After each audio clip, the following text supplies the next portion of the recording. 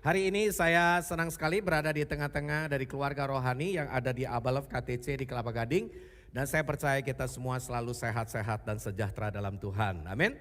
Dan sebelum kita mendengarkan firman Tuhan, saya mau saudara katakan kepada sebelahmu, saya senang melihat kamu di tempat ini. Wow. Ya, saudara senang melihat saudara-saudaranya? Wah, ini luar biasa. Sebagai keluarga rohani, saya percaya kita semua perlu ya menyapa selalu orang-orang yang ada di sekitar kiri dan kanan kita.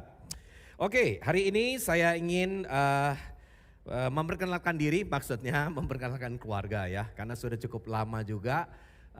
Dalam artian anak-anak sudah semakin bertumbuh ya, sudah ada di dalam Tuhan, mereka melayani Tuhan juga dan kami bersyukur ya karena mereka berada dalam rencana Tuhan dan panggilan Tuhan. Saya ingin langsung memperkenalkan keluarga ya, jarang-jarang loh penatua Abalov bawa satu keluarga ada di Abalov KTC loh. Wah, sambut dong dengan tepuk tangan. Ya, ternyata mereka hadir dalam bentuk LED, saudara. Wah, ini luar biasa. Coba lihat keluarganya. Ya, hari ini ada Kak Friska ya bersama-sama dengan saya. Kak Friska boleh lambaikan tangan. Oke. Ya, wah kok sambutannya kurang seru nih, saudara. Ya.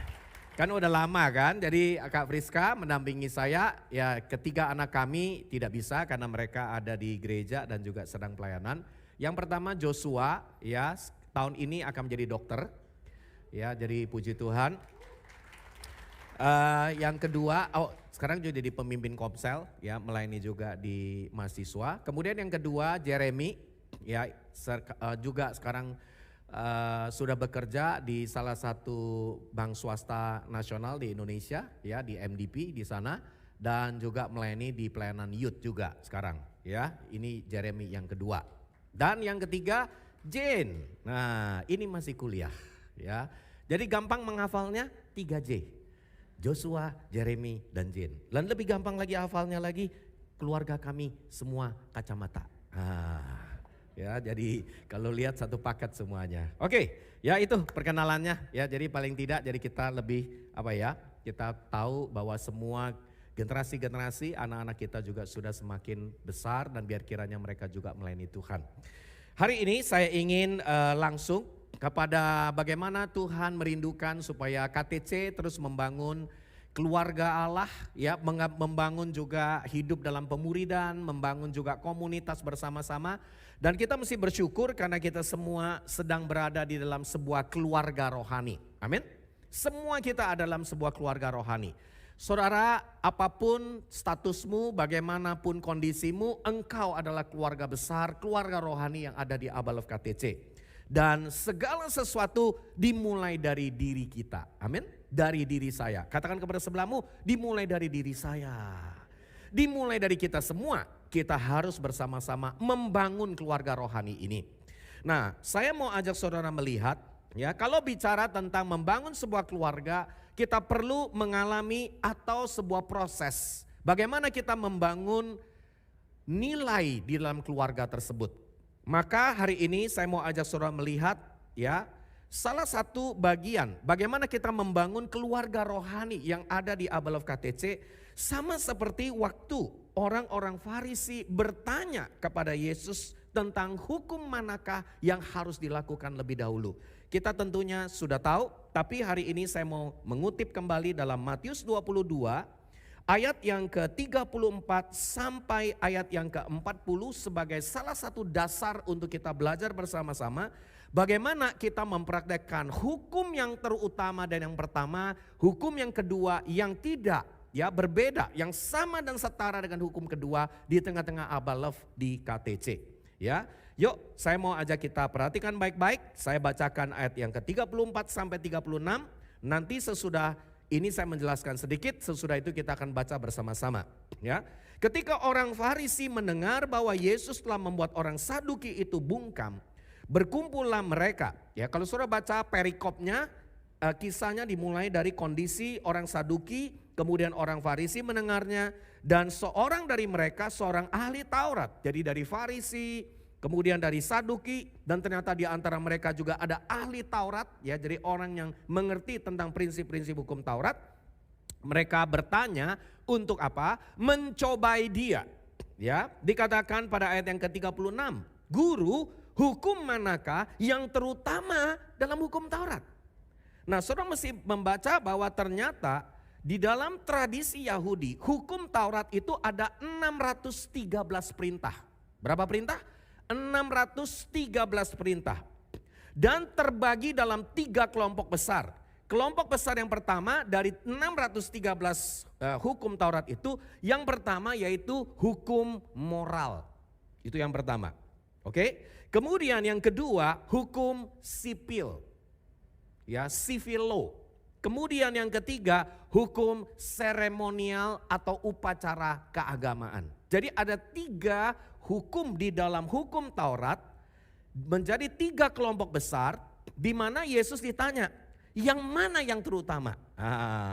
Saudara, kalau kita hari ini ditanya ya, atau kita karena tidak mengerti, kita pasti sulit untuk menjawabnya. Kalau Yesus menjawab hukum seremonial lebih penting, dia bisa dituduh, berarti dia tidak mengutamakan hukum moral dan hukum sipil. Tapi kalau Yesus menjawab hanya hukum sipil, dia juga bisa dipersalahkan karena tidak mengutamakan moral dan seremonial. Saudara tahu hukum moral itu apa? Hukum moral itu yang hari ini yang kita baca di dalam Alkitab Perjanjian Baru, yang Yesus ajarkan kita di Matius pasal yang ke-5, 6, dan 7. Saudara bisa baca dalam proses bagaimana kalau kita marah aja kita sudah membunuh manusia, benar nggak? Kalau kita hari ini lihat wanita terbangkit syahwatnya, toeng gitu kan? Nah ini toengnya agak beda. Saudara, itu kita sudah berbuat dosa. Jadi begitu tinggi hukum moral yang Yesus ajarkan. Kemudian kalau kita temukan, jadi kalau saudara perhatikan hukum moral di Perjanjian Lama, kemudian diperbaharui oleh Yesus di dalam Perjanjian Baru. Kemudian ada hukum sipil. Saudara tahu hukum sipil hukum apa? Ya, hukum sipil itu bicara tentang kalau kamu ya melakukan tanggung jawabmu di tanah Israel, apa yang kamu mesti persembahkan, apa yang kamu mesti lakukan. Kemudian ada perjanjian, kalau ada pembunuhan apa yang dilakukan, pencurian, kemudian ada berbagai pertengkaran di dalam kehidupan bermasyarakat. Nah itu ada diatur di dalam hukum Taurat. Kemudian juga hukum seremonial, tahu? Persembahkan korban bakaran, ya bawa semuanya di hadapan Tuhan, apa yang kamu mesti lakukan, bagaimana kamu menyembah Tuhan, dan semua ada prinsip-prinsip di dalamnya.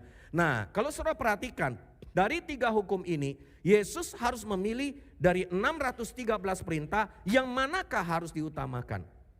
Kalau Yesus memilih salah satu, berarti Yesus mengesampingkan perintah yang lain pada saat itu ya.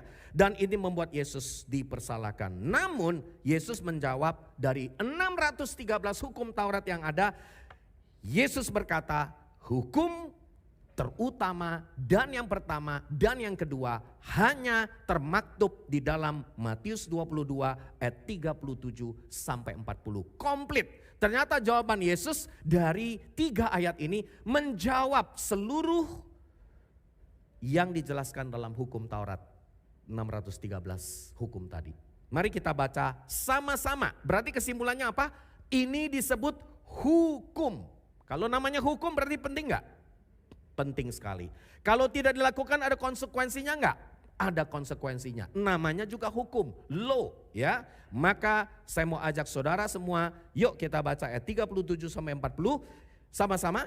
Jawab Yesus kepadanya, yuk kasihilah dengan segenap hatimu dan dengan segenap jiwamu dan segenap akal budimu. Itulah hukum yang terutama dan yang pertama. Jadi ada unsur apa saudara? Ada unsur kepada Tuhan. Ya, kalau saudara melihat salib, saudara ada melihat unsur apa? Vertikal ke atas. Jadi 3 hukum itu, 613 hukum yang adalah hukum Taurat sudah dilukiskan oleh Yesus. Disimpulkan yang pertama, mengasihi Tuhan dengan segenap hatimu. Kemudian, itulah hukum yang terutama dan pertama. Dan yuk kita baca sama-sama. Dan hukum yang kedua apa saudara? Yang sama dengan itu, sama loh, berarti satu tara. Berarti sama derajatnya. Dan dikatakan ialah kasihilah sesamamu manusia seperti dirimu sendiri. Ini sama seperti menggambarkan salib yang ada aspek horizontal. Jadi pada kedua hukum inilah, yuk kita baca. tergantung seluruh hukum Taurat dan kitab para nabi. Jadi kesimpulannya, saudara, apa makna kehidupan kita di dalam kekristenan? Maknanya adalah Tuhan mengajar kepada kita untuk mengasihi Dia dengan segenap hati kita dan juga mengasihi sesama kita. Ada amin, saudara? Itulah makna di dalam hidup kekristenan ini. Ya, sehingga dengan demikian Yesus memberikan kesimpulan bahwa dengan kedua hukum yang terutama tadi, baik mengasihi Tuhan dan mengasihi sesama, adalah sebuah kesatuan yang tidak bisa dipisahkan. Jadi kalau hari ini saudara berkata engkau mengasihi Tuhan, tapi engkau enggak bisa mempraktekkan mengasihi sesama, ada masalah berarti dalam kehidupan kita. Kenapa? Karena itu adalah satu, saudara? Sinergi bersama-sama. Nah, hari ini saya mau ajak kita belajar bersama-sama.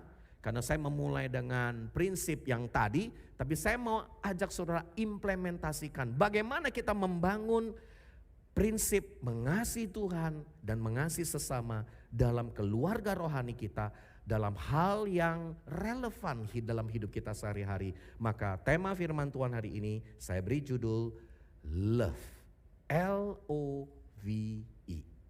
Ya, biar lebih gampang hafalnya. Nah, saudara, sama seperti dengan Tuhan Yesus memberikan kepada kita dua hukum, yaitu apa? Hukum kasih. Berarti kesimpulannya apa? Hukum Taurat diganti oleh Yesus dengan hukum yang disebut hukum kasih. Kasih tahu kepada sebelahnya, kasih. Wah, kalau kasih aja semangat ya saudara. Kalau kita dikasih kita suka kan? Kalau ngasih ya belum tentu. Ya, nah kalau kita perhatikan baik-baik, ya, kita perlu memaknai kedua hukum itu dalam kehidupan kita sebagai orang percaya. Maka saya menyimpulkan, ada satu pernyataan yang saya ingin berikan. What meaning of Christianity? Coba kita lihat. Christianity is not about where to go, but is about who to know. Kekristenan bukan hanya bicara sekedar saudara satu hari masuk surga. Benar gak?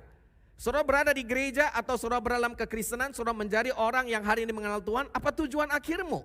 Apa tujuan akhirmu adalah, oh yang penting satu hari saya masuk surga. Makanya semua orang berlomba-lomba pengen ke surga. Dan saya selalu tanya sama jemaat Tuhan, berapa banyak saudara mau masuk surga? Angkat tangan. Saudara mau masuk surga? Coba angkat tangan yang mau masuk surga. Semua kita mau masuk surga, benar gak? Tapi tanya sebelahnya, mau duluan? Nah, gak ada yang mau duluan tuh, saya heran tuh.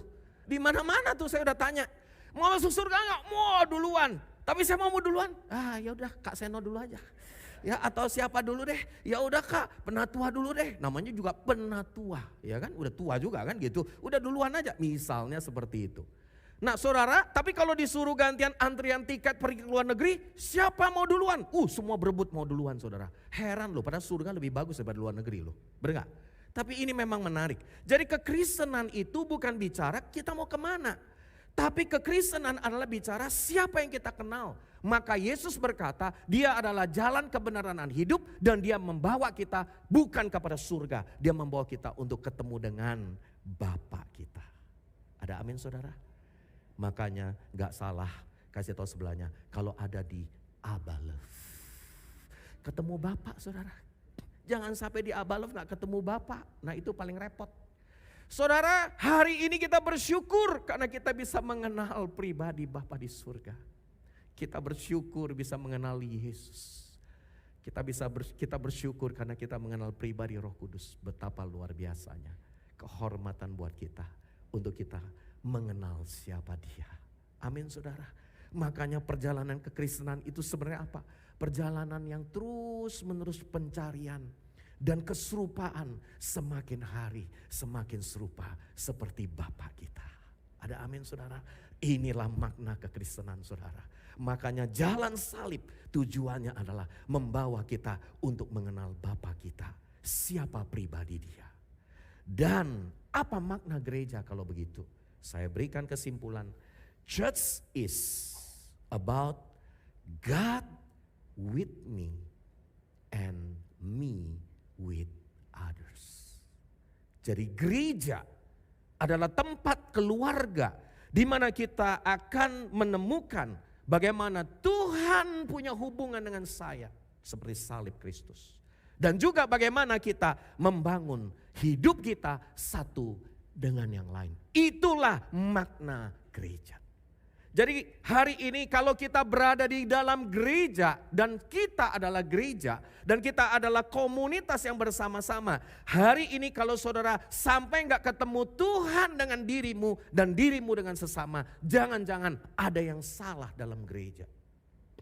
Makanya hari ini orang seringkali bilang begini, kalau Yesus gua terima, kalau gereja sorry aja. Saya cuma mau kenal Yesus tapi gereja saya nggak mau. Kenapa? Karena terjadi banyak masalah, pergumulan.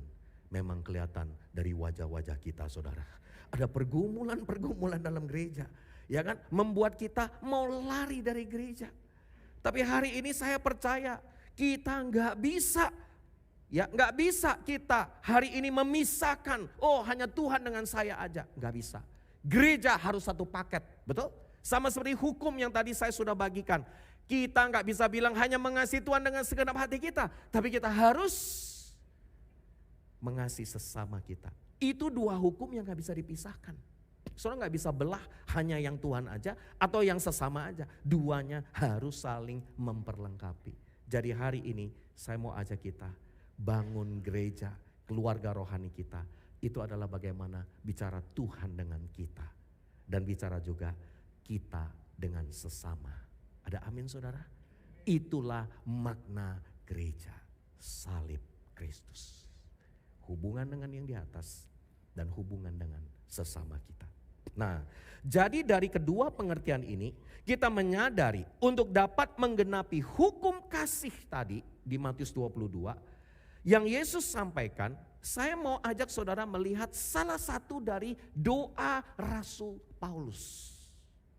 Ya, ada doa Bapa kami, tapi ada salah satu lagi yang kalau kita baca di dalam Efesus pasal yang ketiga ada doa Rasul Paulus. Coba kita lihat doa Rasul Paulus kepada jemaat di Efesus. Ya, waktu itu jemaat Efesus adalah jemaat salah satu yang paling besar di zamannya Rasul Paulus. Dan Paulus berdoa buat mereka. Yuk saya mau ajak saudara hari ini menggenapi doa Rasul Paulus. Apa dikatakan ayat 16? Yuk kita baca sama-sama. Aku berdoa, apa yang didoakan oleh Paulus? Supaya Tuhan, apa saudara? Menurut kekayaan dan kemuliaannya menguatkan dan meneguhkan kamu oleh rohnya di dalam batinmu. Sehingga apa saudara? Oleh imanmu Kristus diam di dalam hatimu. Dan kamu berakar serta berdasar di dalam kasih. Nah perhatikan baik-baik. Doa Rasul Paulus yang pertama adalah supaya saudara dan saya dimulai dari diri kita. Ya, diri kita masing-masing dikatakan biar kiranya oleh imanmu Kristus diam di dalam hatimu. Berapa banyak saudara yang hari ini percaya Yesus sudah diam di dalam hatimu? Saudara bicara diam di sini kita sudah belajar. Ini bukan bicara Yesus cuma diam nggak ngapa-ngapain. Tapi disebutkan Yesus tinggal betah di dalam hatimu. Tinggal menjadi Tuhan di dalam hatimu. Saudara jangan sampai hari ini Yesus nggak tinggal betah. Yesus cuma in the cost. Tahu in the cost? Ya, Yesus cuma kosnya hari Sabtu Minggu atau hari Komsel. Hari yang lain Yesus pindah kos.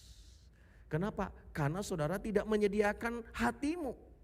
Maka hari ini saya mau ajak kita bersama-sama izinkan Yesus tinggal, betah dan bekerja dengan luar biasa di dalam hatimu. Nah tanda kalau Yesus ada di dalam hatimu tandanya apa? Hidupmu akan berakar serta berdasar di dalam kasih. Kasih kepada siapa? Baik kasih kepada Tuhan dan juga kasih kepada sesama. Jadi kesimpulannya apa? Mengasihi Tuhan itu artinya apa saudara? Kita bisa nggak mengasihi Tuhan? Kita nggak bisa. 1 Yohanes 4 ayat 10 sampai 11. Coba saya bacakan kepada kita semua. Inilah kasih itu. Apa yang dikatakan? Inilah kasih itu. Bukan kita yang telah mengasihi Allah, tetapi Allah yang telah mengasihi kita dan yang telah mengutus anaknya sebagai pendamaian bagi dosa-dosa kita. Tapi kemudian apa yang dikatakan? Saudara-saudaraku yang kekasih, jikalau Allah sedemikian mengasihi kita, yuk kita baca sama-sama, maka haruslah kita juga saling mengasihi. Jadi refleksi bahwa seseorang dia bisa mengasihi Tuhan. Saudara, saya mau tanya, saudara bisa mengasihi Tuhan? Gak bisa. Kita hanya bisa mengasihi Tuhan kalau Tuhan yang lebih dulu sudah mengasihi kita, memenuhi hati kita. Maka saya sebut seringkali dengan ilustrasi, kalau Tuhan sudah memenuhi hatimu dengan kasih-Nya, maka dari hatimu bisa mengalir keluar, engkau bisa saling mengasihi. Ada amin saudara? Kalau enggak bisa. Jadi kesimpulannya apa saudara? Itu bukan kita yang sudah lebih dulu mengasihi Tuhan, kita enggak bisa. Tapi Tuhan yang sudah lebih dulu mengasihi kita. Dan Dia sudah memberikan dirinya di kayu salib, menebus saudara dan saya yang percaya kepadanya. Makanya kenapa perayaan Paskah kita merenungkan tentang salib Kristus begitu penting justru di hari Paskah. Saudara, hari ini kunci pertama, kalau saudara mau membangun gereja ini sebagai sebuah keluarga rohani, saudara, L yang pertama yang saya ingin bagikan adalah saudara harus mengalami love of God, kasih Kristus. Amin saudara, kasih Kristus. Berapa banyak saudara hari ini mengizinkan kasih Kristus terus ada dalam hidupmu? Saudara, engkau rindu supaya kasih Kristus mengalir terus dalam hidupmu. Dan lewat kasih Kristus, maka engkau bisa mengalirkan kasih itu kepada semua orang. Saudara, kita bisa mengasihi Kristus? Tidak bisa. Kristus yang sudah lebih dulu mengasihi kita. Tapi kalau waktu Dia sudah mengasihi kita, maka dari sanalah kita bisa mengasihi orang lain. Tapi kunci yang pertama, hukum yang terutama dan pertama, kasih Kristus. Katakan bersama saya, kasih Kristus. 1, 2, 3, kasih Kristus. Amin saudara. Namun apakah cukup kita mengenal kasih Kristus saja? Tidak cukup. Refleksinya adalah ada hukum kedua yang merupakan satu kesatuan dengan hukum yang pertama. Yaitu mengasihi sesama seperti saudara mengasihi dirimu sendiri. Nah, bukti dari kita mengasihi Tuhan, bukti loh dari kita mengasihi Tuhan adalah kita mengasihi sesama kita. Ada amin saudara? Itu bukti kita mengasihi Tuhan. Seperti Tuhan yang sudah mengasihi kita. Maka hari ini di dalam ayat 18 sampai 19a, yuk kita baca sama-sama. Ya, ini lanjutan dari doa Rasul Paulus ayat 18 sampai 19a dikatakan, karena ini dikatakan sama-sama, berarti bacanya mesti sama-sama. Ya, yuk kita baca sama-sama. Aku berdoa, Rasul Paulus yang berdoa loh. Penting gak kalau doa dia ini? Penting sekali berarti. Supaya, tunjuk sebelahnya, kamu, saya, ada amin saudara? Kita semua, apa saudara? Dapat dengan segala orang kudus dapat memahami apa? Betapa lebarnya, panjangnya, tingginya dan dalamnya apa saudara? Kasih Kristus. Jadi untuk menghayati kasih Kristus nggak bisa sendirian. Harus sama-sama. Jadi ternyata hari ini kita mengerti mempraktekkan kasih yang terutama dan pertama, hukum yang pertama nggak bisa. Kalau surah nggak praktekkan hukum yang kedua, perintah kasih yang kedua. Yang dikatakan yang dapat mengenal kasih itu sekalipun ia melampaui segala pengetahuan. Jadi kesimpulannya Tuhan mau kita bersama-sama memahami betapa lebarnya, panjangnya, tinggi dalamnya kasih Kristus. Nah hari ini saya mau ajak saudara 3 yang berikut adalah bagaimana kita belajar mempraktekkan mengasihi sesama. Ini yang harus kita lakukan dalam keluarga rohani, dalam pemuridan, dalam komsel, dalam kehidupan kita sehari-hari. Tapi sebelum saya menyampaikan itu, saya mau sampaikan. Tuhan mengajar kita harus mempraktekkan kasih di dalam kebenaran. Ada ayatnya berkata, saya nggak bukakan ayatnya. Hendaklah engkau berpegang ke dalam kebenaran. Berpegang dengan kebenaran di dalam kasih. Ingat baik-baik. Kalau saudara hari ini, terus terang menurut saya di gereja hari ini, kenapa banyak orang kecewa dengan gereja? Karena mereka lebih memegang prinsip yang saya sebut mengharapkan kasih tapi tidak di dalam kebenaran. Kasih tidak dalam kebenaran biasanya adalah bicara perasaan sentimental. Jadi ada banyak orang memberikan tuntutan dalam gereja, merasa kurang dikasihi. Kenapa saudara? Karena dia hanya melihat satu aspek, kasih tapi tidak di dalam kebenaran. Maka saya sebut kalau orang mempraktekkan kasih tapi tidak dalam kebenaran, itu biasanya apa? Sentimental, perasaan, ada tuntutan, ada ekspektasi. Tapi sebaliknya, ada orang mempraktekkan kebenaran tapi tidak di dalam kasih, itu namanya brutal. Saudara tahu brutal? Cuma tahu, kamu mesti begini, kamu mesti begini, peraturan demi peraturan, kamu mesti begini, kamu mesti lakukan ini. Kebenarannya seperti ini, tapi tidak dalam kasih. Saudara, makanya dua-dua ini yang sering kali membuat konflik dalam gereja. Karena kita mempraktekkan kasih, tidak di dalam kebenaran, makanya jadi sentimental, perasaan terus. Tapi atau sebaliknya lagi, kita mempraktekkan kebenaran, tapi tidak dalam kasih, namanya brutal, maksa orang lain. Makanya dua-dua ini kita harus praktekkan di dalam kebenaran dan kasih Kristus. Ada amin saudara? Ya kalau enggak ya itu, kalau enggak jadi brutal atau sentimental. Makanya seringkali dalam gereja, nah ini ada yang namanya apa saudara? Pas pertama kali orang baru masuk Abalef, pertama kagum. 6 bulan kemudian kaget. Setahun kemudian mulai ada konflik. 2 tahun kemudian mulai ada kecewa. Terus apa lagi? 3 tahun kemudian kepahitan. 5 tahun kemudian keluar dari gereja. Kenapa? Karena keliling-keliling saudara. Tapi setelah keliling-keliling sampai ke gereja manapun ternyata nggak beda juga. Kenapa? Karena semua gereja biasanya di awal-awal ada masa promo. Tahu promo?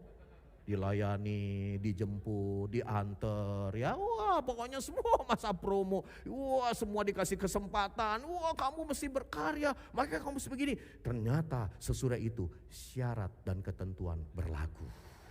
Ah itu masalah tuh, ya kan? Jadi ini yang seringkali jadi pergumulan, keliling-keliling, ujungnya lagi sama aja saudara, di mana aja sama, ya. Dan akhirnya yang terakhir kembali lagi. Ada amin saudara. Ya, yang tepuk tangan ada pengalaman. Yang diam lebih pengalaman lagi saudara. Ya jangan-jangan sudah keliling-keliling, ya untung jangan sampai nggak kembali lagi. Nah saudara, jadi kesimpulannya apa? Kita harus belajar, makanya saya lihat ya di Abalef, ini saya pribadi, saya melihat dalam perjalanan setelah saya 40 tahun di gereja ini. Saya gak pernah di gereja manapun loh. Tapi saya udah keliling ke ratusan gereja, saya udah melayani, saya udah dengar curhat di mana-mana. Waduh saudara sama aja.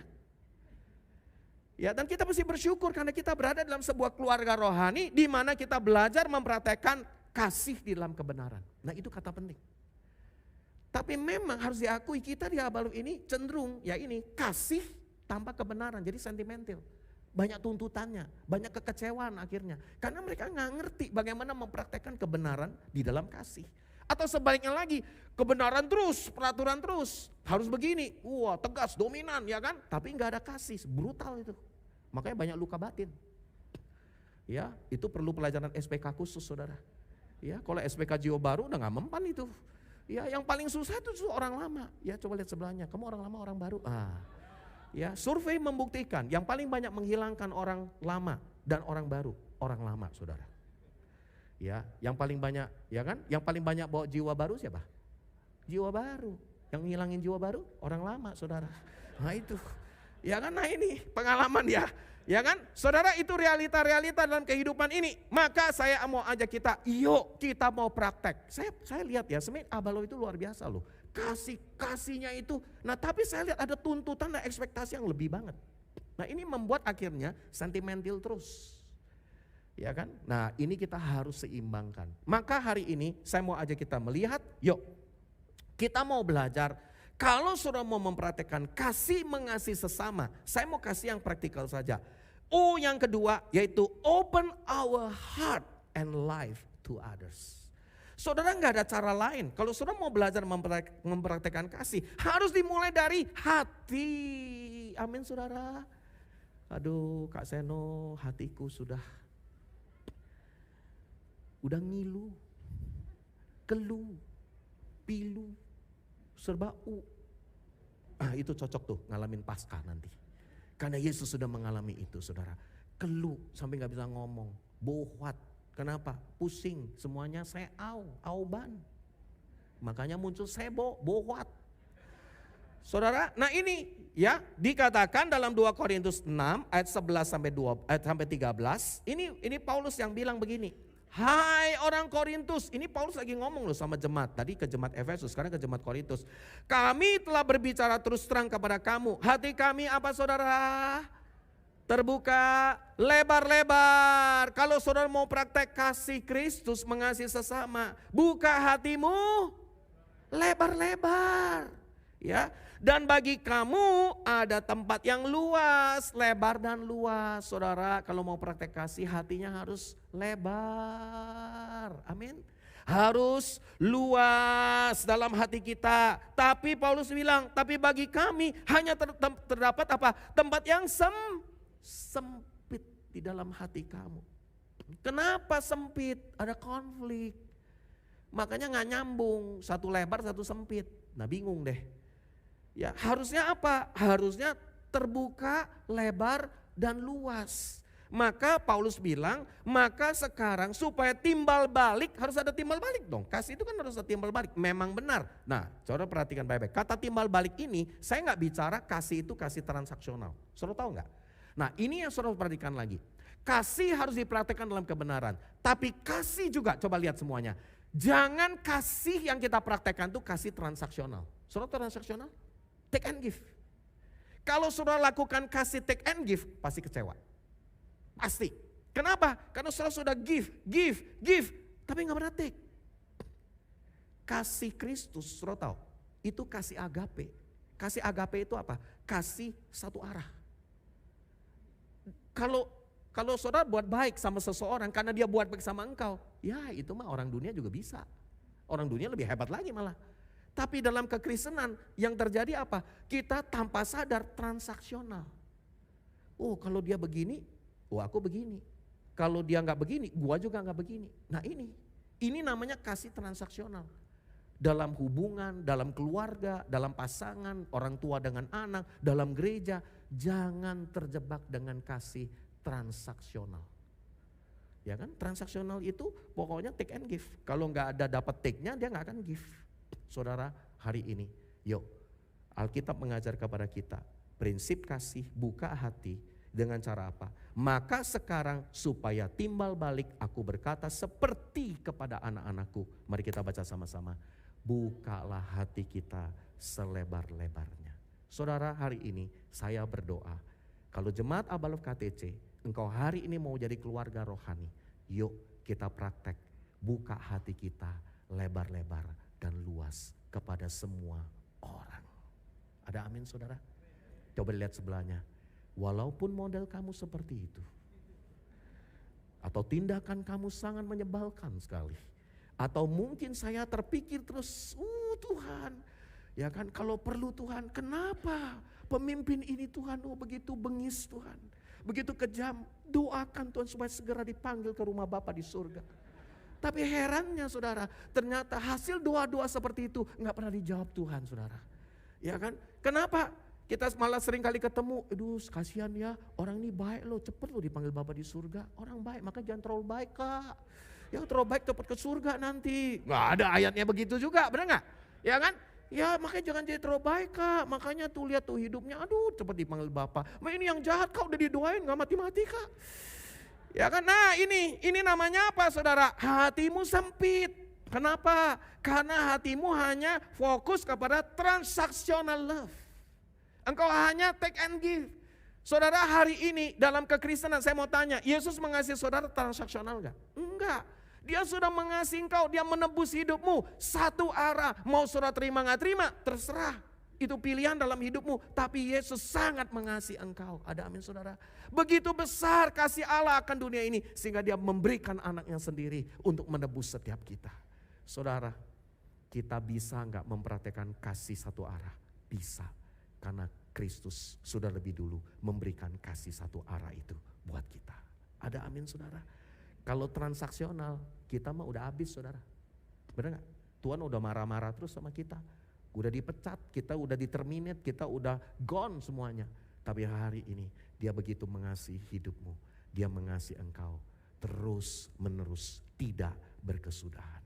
Maka hari ini saya simpulkan, punyai ya hati yang penuh. Amin saudara.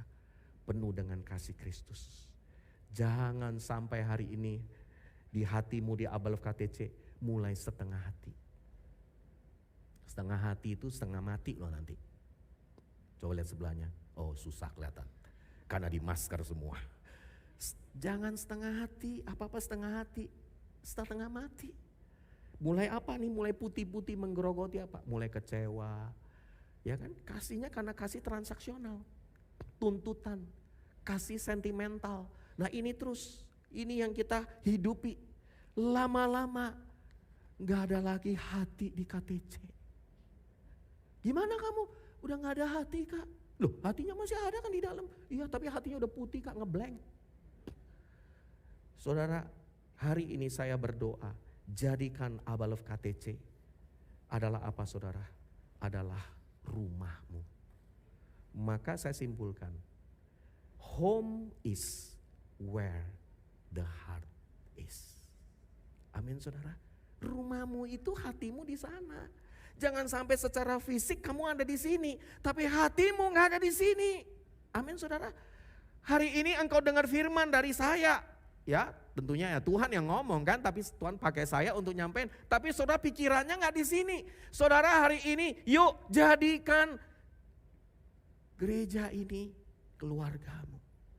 Kalau engkau menjadikan rumah ini dengan hati yang lebar, yang luas, engkau mengasihi semua orang di tempat ini, bukan karena transaksional, saudara kuncinya adalah engkau gak akan pernah, mari kita lihat sikap apa sih kita sebagai anak di dalam sebuah rumah, kita gak akan mendiamkan, benar gak? Apa-apa kita diemin, udah gereja mau apa gua diemin aja. Mau komsel apa gua diemin aja. Ini ada sindrom mendiamkan.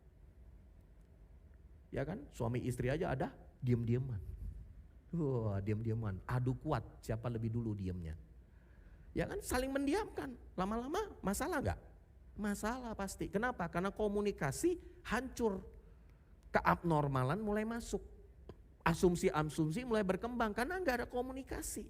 Saudara, hari ini saya berdoa kalau saudara jadikan gereja ini sebagai rumahmu, termasuk bukan gereja loh, keluargamu juga loh. Sebagai keluargamu, home sweet home, saudara gak akan pernah mendiamkan pasanganmu, engkau gak akan pernah mendiamkan anakmu, engkau gak akan pernah mendiamkan mertuamu, menantumu. Engkau akan jadi orang yang punya sikap yang kedua, mari kita lihat, yaitu pelihara keluargamu. Pelihara gereja ini. Maka ada ayat berkata, sedikit lompat dulu. Ibrani 13 ayat 1 berkata demikian. Coba lihat ayat sesudah ini. Dikatakan, peliharalah kasih persaudaraan. Ada amin saudara? Ya, coba lihat ayat. Ini. Pelihara, kasih persaudaraan itu harus dipelihara loh. Tahu dipelihara? Dipelihara itu disiram, dipupuk, dihidupi, di ngomongin. Benar gak saudara? Kasih itu kalau gak dipelihara, mati. Kasih itu kalau gak dipelihara, hilang. Kasih itu kalau gak dipelihara, di-maintain, termasuk hubungan suami istri, orang tua anak dalam keluarga, harus dipelihara. Gereja ini, ruangan gedungnya harus dipelihara. Ada amin saudara? Apa-apa yang gak dipelihara, rusak, hancur. Ini aneh loh ya. Rumah kalau nggak ada yang nempatin, saya mau tanya, bertahun-tahun rusak apa bagus? Rusak, aneh ya, padahal nggak diapa-apain loh. Makanya apa-apa kalau didiemin nggak pernah dipelihara, pasti rusak, pasti hancur. Saudara, hari ini kita mau punya sikap, kita pelihara rumah ini. Ada amin saudara?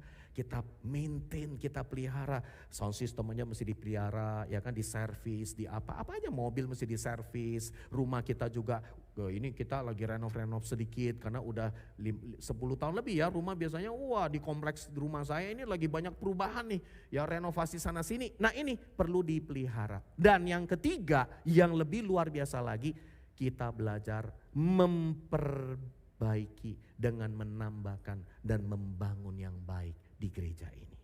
Ada amin saudara? Yuk, saya mau aja saudara kalau mau bicara praktek nyata, nah ini yang praktek-praktek aja. Ya, firmannya sudah disampaikan, tapi ini prakteknya. Kita tambahkan apa? Tambahkan sesuatu, ada perubahan, ada sesuatu yang kita build, Ada sesuatu yang kita bangun kembali, ada sesuatu yang mungkin sudah kececer kita lakukan kembali. Nah ini kita mesti perbaiki, kita mesti bangun kembali. Amin saudara. Your home is where your heart is. Rumah itu di mana? Kamu ada di sana.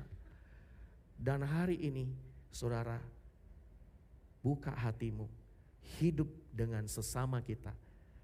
Tambahkan dan bangun kasih Kristus di tengah-tengah kita.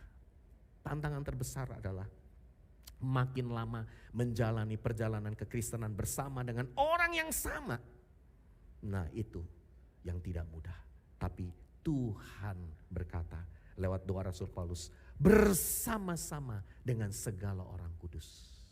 Dapat memahami betapa lebarnya, panjangnya, tingginya, dan dalamnya kasih Kristus. Ada amin saudara? Saudara mau mengerti kasih Kristus, praktek dengan mengasihi sesama. Yang ketiga, V. Wah ini susah. Ini memang sedikit ada cocok-cocokan juga saudara. Ya, value and response each other.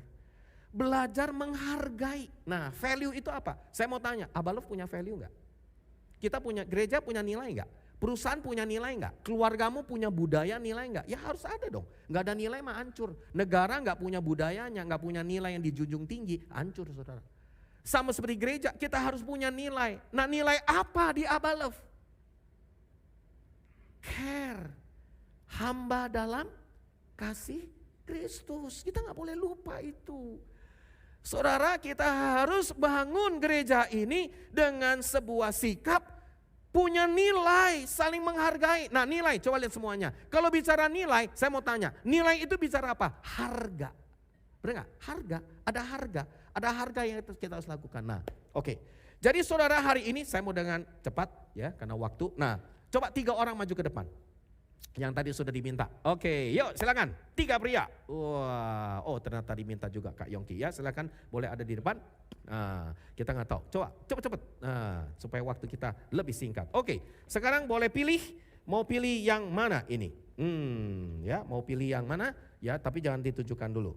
Ya, oke. Ini angka yang sama. Tapi nggak tahu nih. Kita pilih yang mana? Silakan. Oke. Ya, oke. Jangan ditunjukkan dulu. Oke, diam dulu. Kayak gini dulu. Oke. Nah, saudara mereka pegang 3 kertas. Saudara hidup ini adalah ada nilainya, benar gak? Saudara hari ini kalau engkau berkata engkau mengasihi seseorang, menurut saya dari kata menghargai itu bicara apa? Saudara selalu memperlakukan orang dengan harga dan nilai yang ada di pikiranmu. Praktek kasih itu apa sih?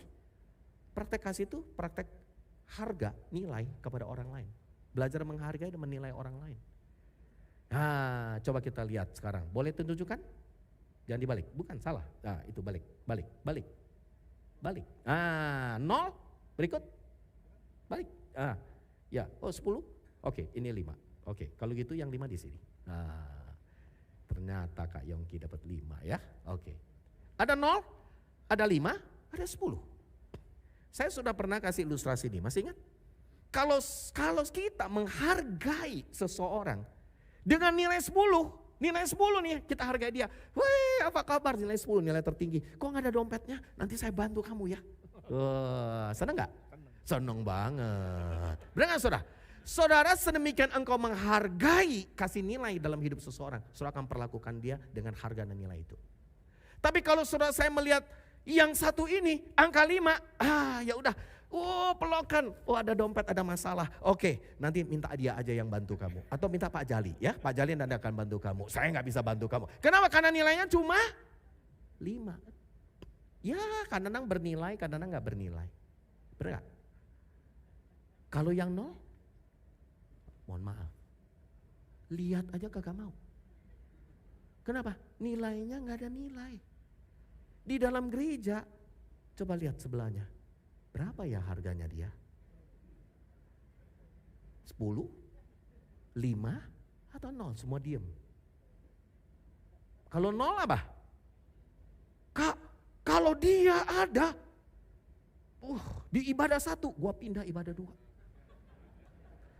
Dia ada di ibadah 2, gua ibadah 1. Dia ada di 2 ibadah, gua pindah gereja. Ya kan? Nilainya 0. Bahkan yang lebih parah lagi ada yang nilainya minus. Tahu minus? Jelek banget, aduh lihat dia, bukan dapat kasih karunia, perlu kasih karunia. Ya kan, wah nilainya parah deh, udah berat banget. Nah saudara saya mau tanya, berapa nilai hidupmu sebenarnya di hadapan Kristus? Nilaimu penuh, 10, ada amin saudara? Nilaimu begitu berharga, bernilai, begitu istimewa, ada amin? Kalau sebentar minggu yang mendatang kita akan merayakan Paskah. Hei dengar jemaat Awal KTC, nilaimu begitu berharga, bernilai, istimewa. Sampai Kristus mati di kayu salib menebus hidupmu karena nilaimu begitu luar biasa. Ada amin saudara? Kalau Kristus saja sudah menilaimu begitu luar biasa, masakan kau menilai orang lain dengan nilai dari pikiranmu sendiri. Lihat orang lain seperti Kristus melihat dia. Ada amin saudara? Lihat Kristus seperti Kristus menghargai dan menilai hidup dia. Jadi kesimpulannya apa? Coba dibalik semuanya. Harusnya nilai hidupmu adalah 10 semuanya di hadapan Kristus. Ada amin saudara? Wow. Jadi kesimpulannya hari ini, praktek kasih gampang. Ngomongnya gampang. Prakteknya susah. Hargai pasanganmu seperti Kristus menghargai dia. Hargai mertua dan menantumu. Hargai orang-orang di sekitarmu. Hargai teman-teman di gerejamu seperti Kristus melihat dia dengan nilai 10. Bernilai, berharga, istimewa. Engkau tidak ditebus dengan emas dan perak. Emas lagi naik terus. Tapi engkau ditebus dengan darah yang mahal. Ada amin saudara? Kenapa? Karena saudara begitu berharga, bernilai dan istimewa. Berikan tepuk tangan saudara. Terima kasih. Thank you. Dan yang terakhir, firman Tuhan berkata apa? Ya, makanya dikatakan Roma 12 ayat 10, hendaklah kamu saling apa saudara? Mengasihi sebagai saudara dan saling mendahului dalam memberikan hormat. Saling mendahului loh, bukan tunggu-tungguan, dulu-duluan malah. Yang terakhir, example to the word. Ya, saya minta tim boleh maju ke depan sudah. Ya, example to the word, teladan dalam mengasihi bagi dunia. Maka saudara, hari ini kita lihat, ya Yesus memberikan perintah dan ini menarik perintahnya. Perintahnya bilang begini, aku memberikan perintah baru kepada kamu. Oh ada perintah baru loh, ada hukum baru.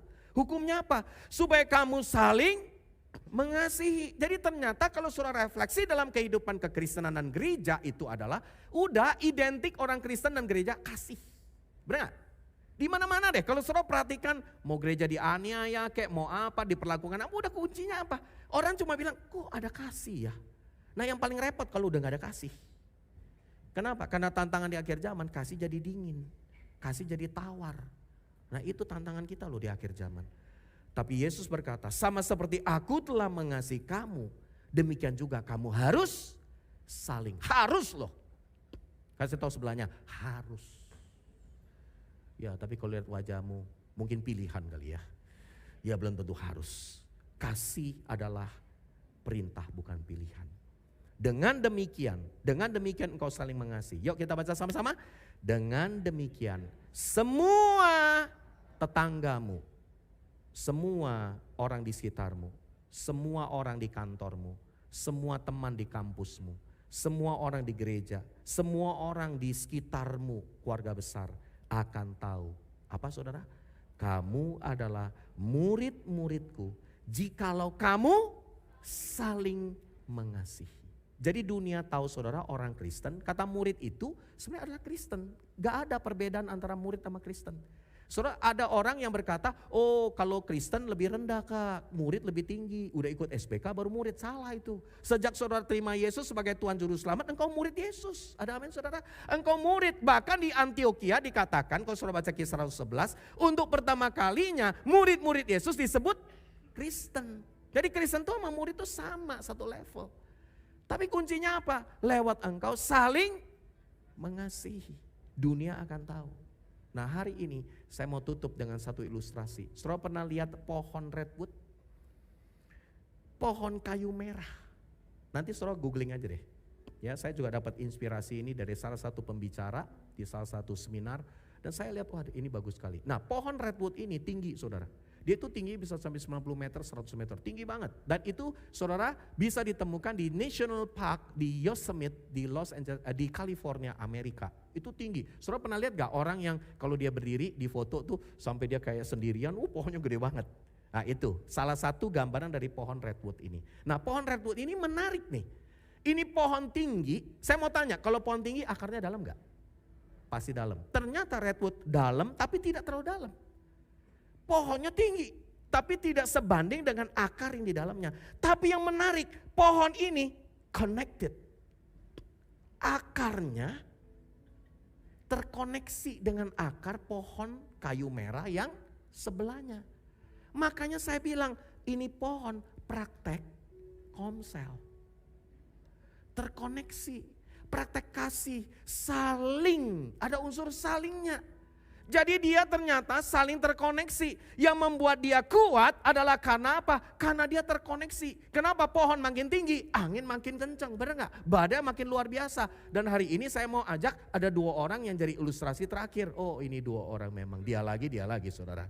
Ya oke. Nah 2 orang ini nih yang jadi redwood tree-nya saya. Saudara tahu gak? Hidup ini kalau pakai ilustrasi ini, saya di tengah, kamu di ya ini. Ya kan? Nah ini redwood tree saya saudara. Coba naik ke atas. Redwood tree saya. Jadi saya mau, nah ini dalam, saudara tahu praktek mengasihi itu di mana? Di komunitas. Udah gak bisa. Pohon aja komsel, kasih tahu sebelahnya. Masa kan kamu enggak? Redwood tree aja komsel, saling mengasihi. Dan saudara lihat, ya kan? Kalau dia satu hari ada pohon redwood tree, dia tinggi, dia sebenarnya sudah mati, tapi dia tetap berdiri. Kenapa? Dia ditopang oleh redwood tree yang lain. Luar biasa.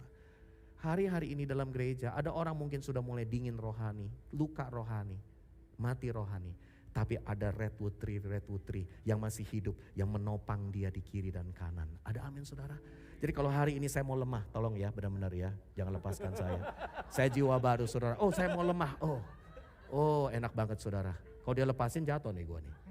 Ya atau sebaliknya lagi, saya gak mampu saudara. Tapi ada yang menopang saya, enak banget loh. Tapi kalau dilepas mah jatuh ya. Saya mau rada ngaco, miring-miring dikit, miring-miring. Sering-sering, serong-serong saudara. Gak bisa ada yang nahan. Mau kesini juga, gak bisa juga. Udahlah kecewa di gereja, kenapa? Karena banyak hal yang terjadi. Udahlah saya mau habisi aja hidup saya. Atau saya tertuduh karena saya berdosa. Udah siap? Benar-benar mau jadi redwood tree saya? Saudara gak ada pilihan lain lagi. Saya semua habisi semuanya. Jadi ya udah. Akhirnya hari ini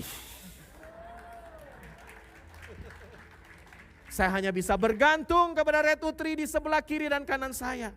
Ada amin saudara? Amin. Atau mungkin saya bilang, saya mau pindah gereja, Nggak bisa, ada yang nahan saya. Kenapa dia redwood tree saya? Kecuali 3 yang mau pindah gereja juga saudara.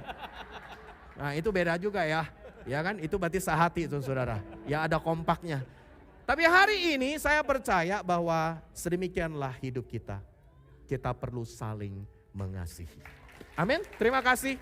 Mari hari ini kita datang kepada Dia. Saya mau ajak kita berdiri bersama-sama. Kita siapkan hati kita untuk menerima roti dan anggur perjamuan kudus. Ya, mari hari ini saudara, kita mau nyanyikan satu lagu dan kita mau hari ini menjadi contoh, menjadi teladan bagi dunia ini.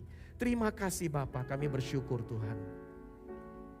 Terima kasih Bapa.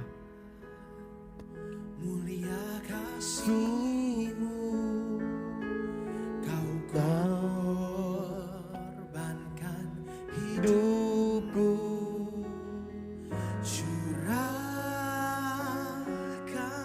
darah-Mu sebagai ganti dosaku. Kau berikan harapan di dalam kesesakan. Akulah perbuatan-Mu, Yesus Tuhan penebusku. Katakan. Karena kasih-Mu yang selamatkanku, menyucikan dan menebus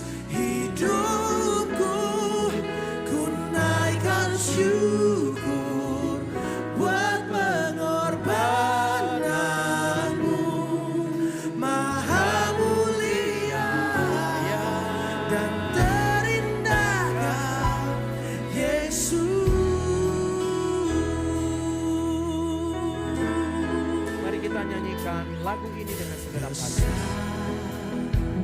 Mulia kasih-Mu, Katakan, Kau korbankan hidupku, curahkan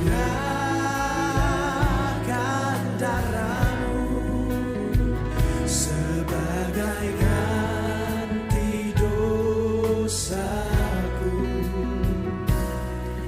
Kau berikan harapan di dalam kesesakan.